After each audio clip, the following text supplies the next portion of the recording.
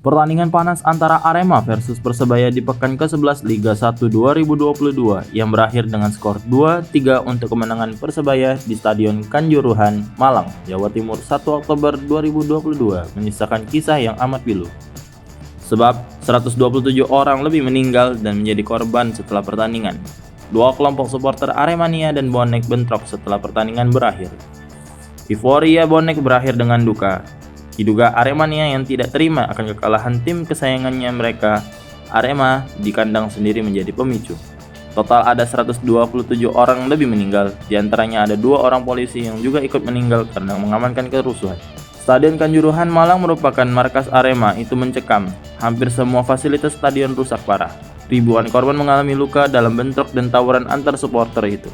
Aparat dan petugas tidak mampu mengendalikan arus supporter yang bak banjir bandang memasuki stadion menyerbu dan merusak sejumlah fasilitas. Ketika water cannon diadahkan ke lapangan untuk membubarkan massa supporter yang mulai bentrok, justru air itu menjadi pemicu. Mereka makin liar dan beringas. Emosi tak terbendung dan bentrok pun terjadi. Kapolda Jawa Timur Irjen Pol Niko Afinta mengatakan dari 127 korban meninggal, 2 diantaranya polisi.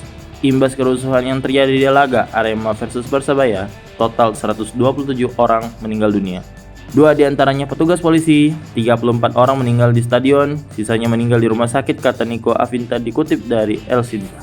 Insiden di Kanjuruhan bermula dari kemarahan supporter tuan rumah yang tidak terima Arema FC kalah 2-3 dari Persebaya di Liga 1.